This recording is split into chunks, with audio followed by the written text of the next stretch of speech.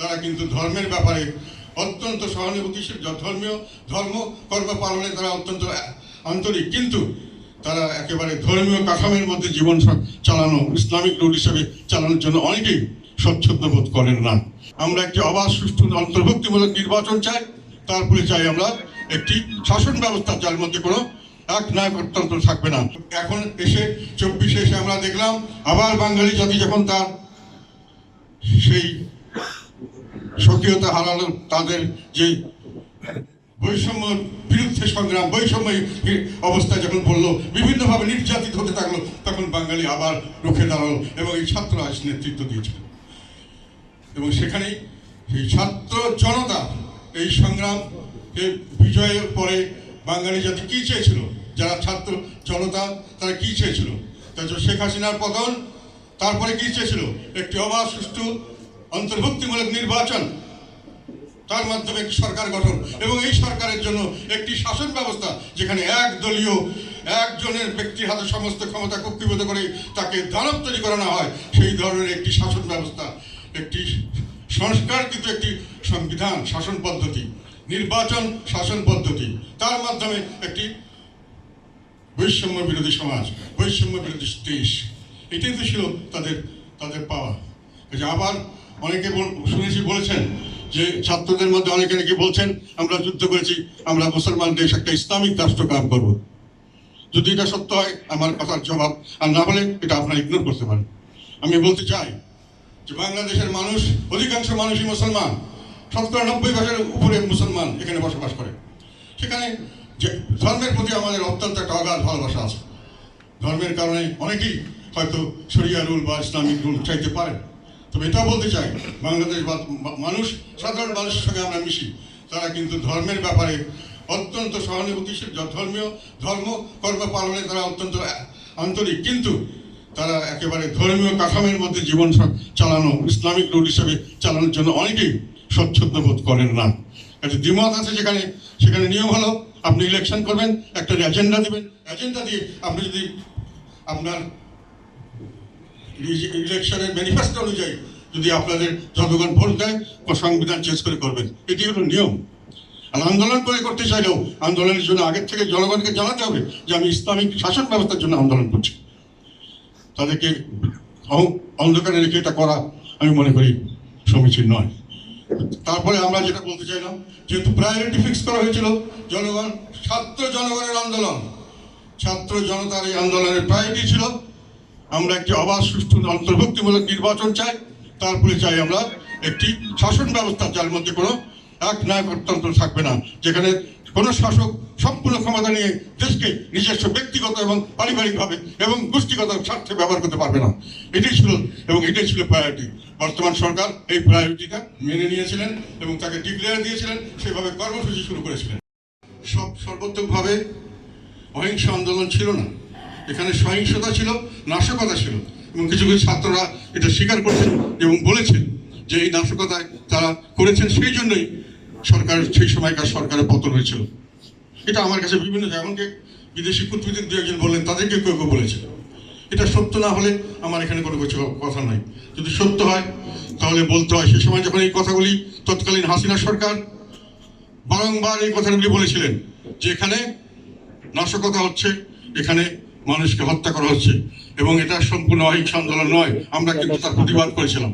আমি নিজে বলেছিলাম যে এই নাটক করা হচ্ছে মানুষকে বিভ্রান্ত করার জন্য, মানুষ অহিংস ছাত্রদেরকে বিভিন্নভাবে নির্যাতন করা হচ্ছে, তাকে জাস্টিফাই করার জন্য এসব কথা বলা হচ্ছে, এটা আমরা বলেছিলাম। এখন শোনা যাচ্ছে যে ওই ছাত্ররা বলেছেন আমরা ছাড়া শেখ হাসিনার পতন হতো না, কাজেই আমরাই এই বিজয়ের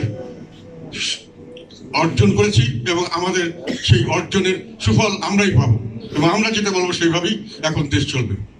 এটা তারা নাকি কেউ কেউ বলেছে। প্রশ্ন হলো তারা কি বলে, এখন তাদের অনেক বক্তব্য শোনা যাচ্ছে। তারা বলেছেন, যেটা একটু আগে অনেকে বললো, যে 71-এর মুক্তিযুদ্ধ সঠিক ছিল না, ভুল ছিল। অনেকে আবার নাকি বলেছেন 71-এর বেশিরভাগ মানুষই এইভাবে যুদ্ধ বা দেশকে আলাদা করার ব্যাপারে একমত ছিল না। সেসব ব্যাপারে আমি একটু আপনাদেরকে বলতে চাই।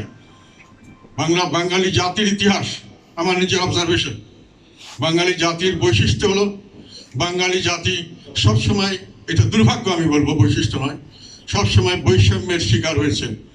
তারা ব্রিটিশ আমলে বৈষম্যের শিকার হয়েছে, পাকিস্তানি আমলে হয়েছে, পরবর্তীতে হয়েছে। এবং যখন যেটা হয়েছে তখন কিন্তু এই বৈষম্যের বিরুদ্ধে মুক্তিযুদ্ধ তারা চালিয়ে গেছে। এবং সেই একটি যুদ্ধ বৈশিষ্ট্য হলো এই যুদ্ধে তারা যে কোনো ত্যাগ স্বীকার করেও এই যুদ্ধে বিজয় ছিনিয়ে নিয়ে এসেছিল। আমাদের আন্দোলনটা শুরু হয়েছিল জুলাই আগস্ট মাসে। সেই আন্দোলনের পটভূমি ছিল ইউনিভার্সিটির ছাত্ররা কোটা আন্দোলনকে, কোটা চাকরিতে, কোটা ব্যবস্থা, সরকারি চাকরিতে কোটা ব্যবস্থা পুনর্বহালের জন্য একটি উদ্যোগ নিয়েছিল সরকার বিভিন্নভাবে, বাঁকাতারা পথে, কোর্টের মাধ্যমে।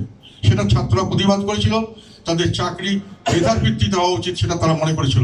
এবং সেখান থেকে তারা এটার জন্য আন্দোলন করতে গেছে। তাদের যৌক্তিক দাবি, যেটা আমরা সংসদে বারবার তুলেছিলাম, যে এটা যৌক্তিক বাইরে বলেছে, বিভিন্ন জায়গায় বলেছে, যৌক্তিক দাবিকে, অহিংস আন্দোলনকে সহিংসতার মাধ্যমে মোকাবেলা করার চেষ্টা করা হয়েছে।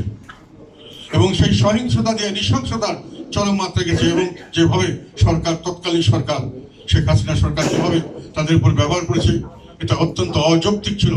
অন্যান্য ছাত্ররা, স্কুল, কলেজ, মাদ্রাসা, প্রাইমারি স্কুল পর্যন্ত ছাত্ররা তখন এর সঙ্গে একাত্মতা বোধ করেছে।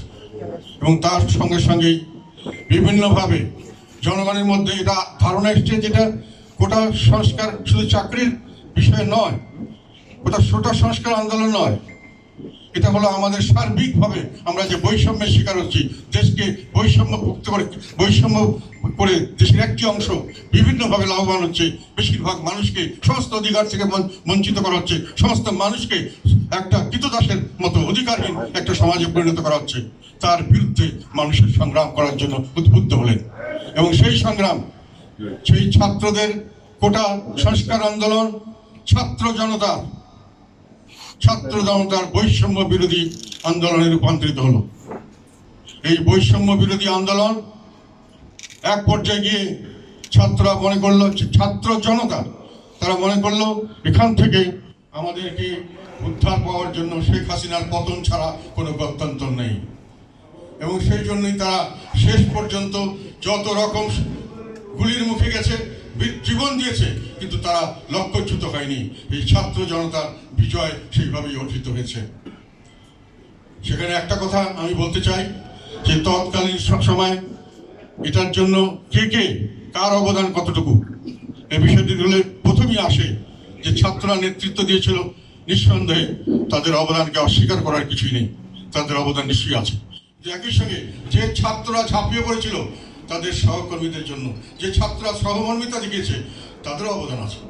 যে জনতা তাদের জন্য, তাদের কথা উদ্বুদ্ধ হয়ে তারা নিজের প্রাণ উৎসর্গ করবার জন্য রাস্তায় গেছে, গুলির মুখে গেছে, গুলি খেয়েও তারা শুয়ে পড়েনি, একজন গুলি খেলে আর 4-5 জন দাঁড়িয়ে গেছে, সেই জনতারও এই আন্দোলনে তাদের অবদান আছে। এই বিজয়ে তাদের অবদান আছে। আর অবদান আছে যারা সচেতন সমাজ, অনেক মানুষ যারা অনেক ঝুঁকি নিয়ে দেশ এবং বিদেশ থেকে এই আন্দোলনকে উৎসাহিত করেছেন, মানুষকে প্রেরণা জুগিয়েছেন, মানুষকে সামনে এগিয়ে যাওয়ার জন্য তাদের সর্বাত্মক একটা অনুপ্রেরণা ছিল, তারা উজ্জীবিত করেছিলেন। এই তাদেরও একটা বড় অবদান আছে। আর সবশেষে যে রাজনৈতিক দলগুলি তাদের নেতাকর্মী নিয়ে এই ছাত্র জনতার পাশে দাঁড়িয়েছিল এবং ঝুঁকি নিয়ে, নিজেদের মৃত্যুর ঝুঁকি নিয়ে আন্দোলনকে সফল করেছে, তাদেরও এই আন্দোলনে অবদান আছে। এটা আমি বললাম এই কারণেই যে অনেক সময় আমাদের কাছে কানে কথা আসে, এই কথাগুলো সত্য না হলে আমার কথার উত্তরগুলি আপনারা। বিদেশ থেকে প্রিয়জনকে উপহার পাঠান প্রবাসী শপের মাধ্যমে। যোগাযোগ করুন স্ক্রিনে দেওয়া নম্বরে।